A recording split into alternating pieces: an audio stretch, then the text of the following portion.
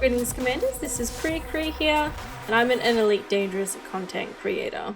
If you'd like to catch me live, you can join me at twitch.tv/Kree, where we have our weekly community events, the biggest one being Fair Dinkum Friday, where we come together and kill Thargoids for millions, even potentially billions of credits. Now, in today's video, we're going to be having a look at a beginner Type 6 laser miner. This is actually a really awesome beginner miner ship if you wanted to get into something a bit bigger than, say, a hauler, sidewinder, or maybe even a Cobra, although a Cobra is very good. If you wanted to see a mining Cobra build, I've got a couple of videos that you can check out just over here.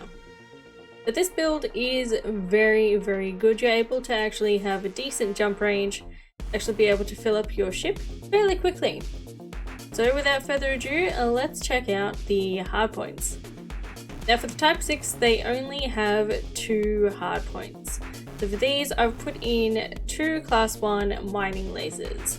This is because this build is for surface mining, which is really good if you wanted to get a lot of credits mining things like Painite or Platinum. Now moving on to the utility mounts. Now for the utility mounts, you don't actually need to put anything in here, but if you are worried about having pirates come after you, typically if you just let them scan you before you start mining and collecting any materials, they'll notice that you have nothing in your cargo rack and then move on. But if you wanted to feel a bit more protected, then you can pop in some point defense turrets that will automatically fire against any pirates that come after you. Another thing that I'll add is that if you would like to have a bit more power in terms of your shields of your ship, you can replace one of these with a shield booster, which you will have enough power for considering the power plant that you've got in this build. Now moving on to the core internal. Now for the core internal, I try to keep things fairly light just to help with that jump range. The Type 6 does have a really good jump range in general, but when you derate a lot of your modules, obviously derating modules means that they are the lightest. It means that your jump range would be larger. But for some things, they do need to be a higher rate. So, starting off with the lightweight alloys, which is your armor, I wouldn't suggest putting anything higher than a lightweight alloy because the likelihood of you getting into a combat situation out mining is quite low, especially if you do let those pirates scan you before you actually collect anything. Next, for the power plant, we've gone with a 3A, but this is so that obviously you'll have enough power for your modules, whether they be retracted or deployed, as you can see down here. Now if you were to replace one of those point defense turrets with a shield booster, because we are using a 3A power plant, you'll still have enough power for everything. For the thrusters, I've gone with a 4D, once again keeping things light as I had mentioned before. When you're mining, you really won't need to be moving around really fast, so having a D-rated thrusters works perfectly fine. Frame shift drive, I always A-rate this. This is just so we can have the longest jump that we possibly can with our ships, because some places aren't as close as you would like them to be. Next is the life support. Once again keeping things light, and with the amount of oxygen that you have with this is 7.5 minutes. Next is the power distributor.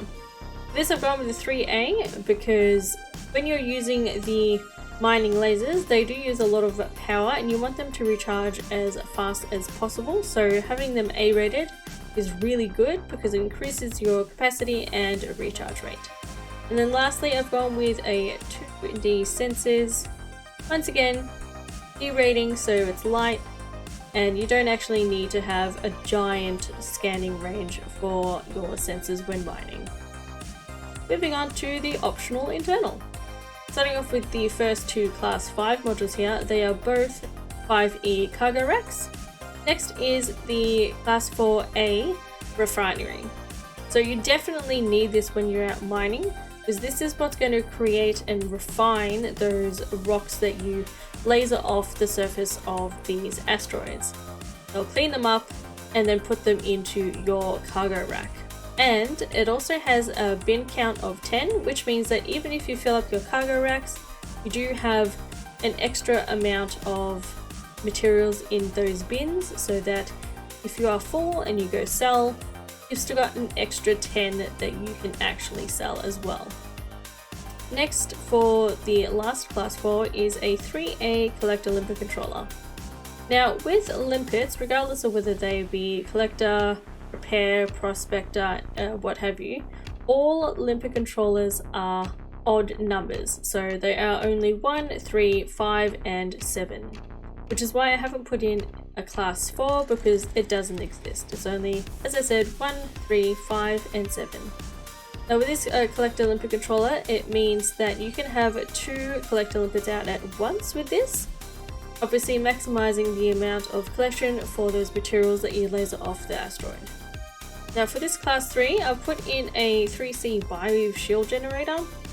You can go shieldless and put in another collector limper controller, but that is completely up to you and your confidence when it comes to making sure that you don't smack into an asteroid. But if you would prefer to have some shields, then I would suggest the Bioweave shields, mostly because of the fact that they have a really high recharge rate. Next is a 1A prospecting limper controller. Now with laser mining, you definitely need a prospecting limper controller. These limpets, when you shoot them out towards an asteroid, they actually scan the asteroid to see exactly what materials are in there, so you can decide whether or not it's worth lasering. Now for the last class 2, I've put in a 2E cargo rack, just so you have a little extra cargo that you can carry, a maximum of 68 cargo capacity. And then once again, when you include your bins, if they are 100% of each material that is collected in there, then you have a maximum of 78, which is quite a lot. And then lastly, for the class 1, you definitely 100% need this detail surface scanner. The detail surface scanner is used so that you can launch a probe at an asteroid ring, so you can see if there are any hotspots of any particular material that you're after. For example, platinum. If you're a first time miner, then I do suggest that you check out this video here. It goes into detail about how to use mining tools, and I can guarantee you that it's definitely going to help you out. I'll see you over there, Commanders. Fly safe.